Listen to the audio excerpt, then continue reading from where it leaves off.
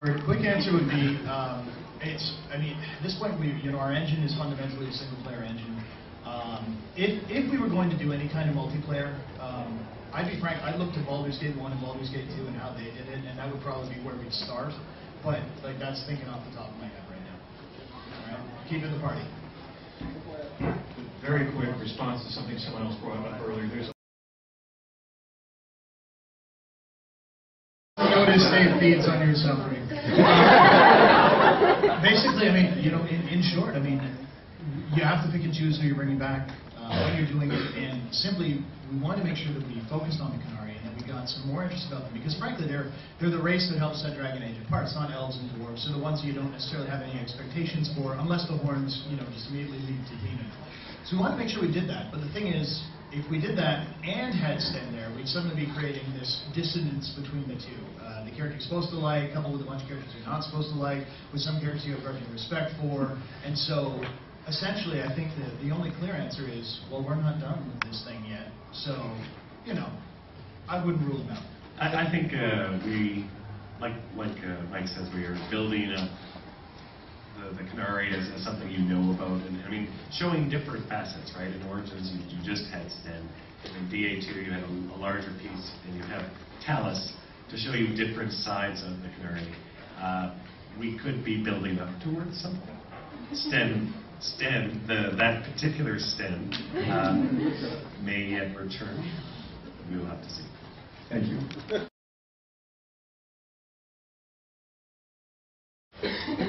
The dismissive answer would be, modder's gonna mod, yo. Okay. Modding is a little bit like fan fiction. In a good way. In the way that your question is, how do we feel about it? We feel about it in the same way. It is complementary in that somebody has taken something that you've created and they feel enough ownership over it to take it and to make it a little bit their own, and that's complementary. It's a little scary sometimes. Sometimes they take it to weird places, but it's their game. And I think that there's something to be said about when you have a community that is either creating fan fiction or modding, that when you get to a certain number of them, they have a little bit of they sort of feed on each other. It's like they start generating their own energy. You know what I mean?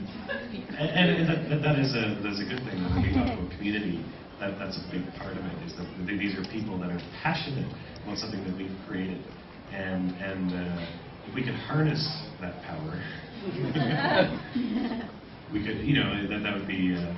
They'd be really interesting, but I don't think that there's really anything negative that you can say about it. No, I mean, really, it's a venue for amazing practice for people who are probably new to the industry, looking to break in, looking to understand what it is we do, and even Dave encouraged people to do it earlier. The lead level designer for Dragon Age Origins and the lead gameplay designer for Origins were both guys hired from the modding community. They started within 2 weeks of me. One flew in from Israel, one flew in from Germany, and they were both people who had done such great work that we actually targeted them and said, we're kind of interested in what you're doing. They didn't do anything too far afield, thank God. So yeah, it's amazing to do. Obviously, it's just for us, it's a complimentary thing. People are putting time into our work, and we love it. Thank you. I think there's a lot of draw for Canary. I mean, even just to be of that body type, if just to cost it, even if you tell the shot. We'll certainly be looking at it. There's some downsides to multiple races because you end up with significantly less armor selection, that kind of thing. But I think the question would be based on the game itself. Is it right? Is it wrong? Is it is this the right kind of game where playing something other than evil makes sense? Which for Hawk it didn't really. I mean, Lothering's very human to know. So it's kind of still up for discussion. It's certainly not off the table, and depending on other properties and stuff as well, we may end up pursuing it in a way you never expect.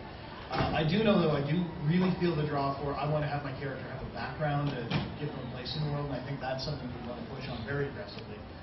So that I think we can go to. It may not be the full 6 origins, because again, it's not going to be the first game in the series again, but giving you some options and background choices that ideally have repercussions, that's special sauce. Thank you. I'd say, I'll speak for myself, maybe somebody else has something to say, but the one I'm most gratified by is some of the reaction to Aveline. And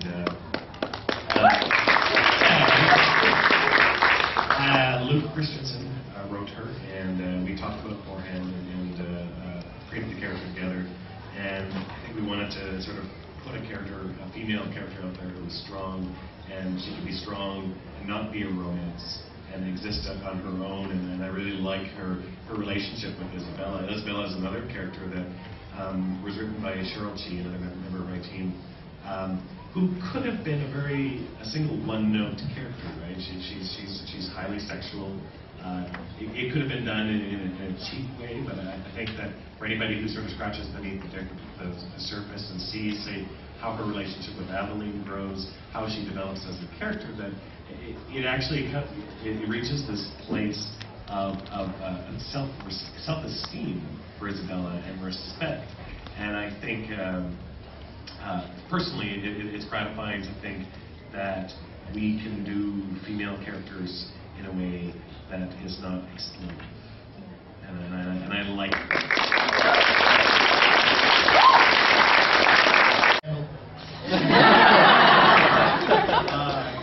I think we knew he was funny, we knew he was cute, and I remember very clearly playing. I was playing Origins. I was on my 800 and goddamn how many playthrough, and our lead tech designer, the guy who did all the levels and led the level team, had just put that scene, the Darkspawn dead in a wave around in Fort Dracon, and I he was on IM with me, and he's like, oh, let me know how you think about the finale now that it's all playable all the way through, it's final balancing, and I just started to type ha, because I refused to lull. And he was like, oh, you found Sandal. And I think at that moment we knew we were kind of onto something weirdly special.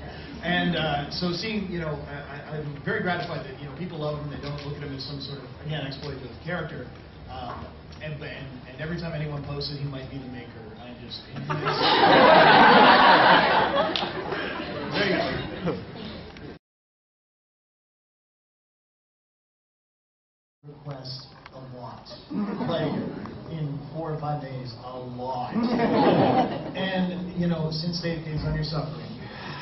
No, actually, I think, as long as things work out and Felicia's still into it, I think we may just explore that avenue, but I can't make any promises just yet. Okay, thank you.